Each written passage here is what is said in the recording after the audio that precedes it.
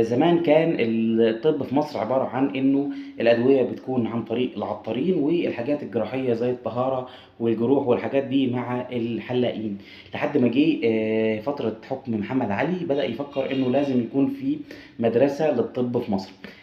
جاب واحد ساعتها من بره كان اسمه مستر كلود. مستر كلود ده بعد كده محمد علي اداله البهوية وبقى اسمه كلود بيك، اللي اتسمى باسمه الشارع الكبير لفرانسيس اللي اسمه الناس كلها بتقول عليه كلود بيك. هو اسمه كلود بيك، ده اللي أسس الطب الحديث في مصر. ساعتها أسس مدرسة الطب في أبو زعبل، اللي هي بعد كده بقى مكانها المنطقة اللي فيها سجن أبو زعبل. مستر كلود بيك بدأ يفكر إن هو إزاي يجمع طلبة. كان قدام محمد علي حاجة من اتنين، إن هو يجيب ناس تكون على الأقل بتعرف تقرأ وتكتب. فالموضوع ده ما كانش موجود غير يا إما في ضباط الجيش أو في طلبة الأزهر. فبدأ الموضوع بإن هو يجيب بعض من ضباط الجيش يدخلهم في مدرسة الطب مع مستر كلود.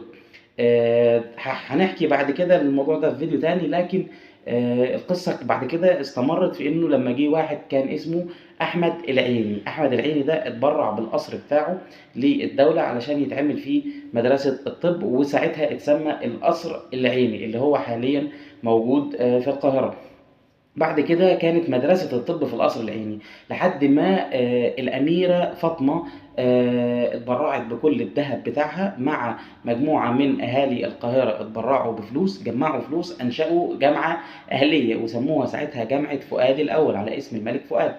ساعتها الجامعة دي اللي هي حاليا جامعة القاهرة كانت اتأسست بجهود ذاتية، وساعتها ضموا مدرسة الطب دي اللي هي بعد كده بقت كلية الطب لجامعة الملك فؤاد اللي هي دلوقتي جامعة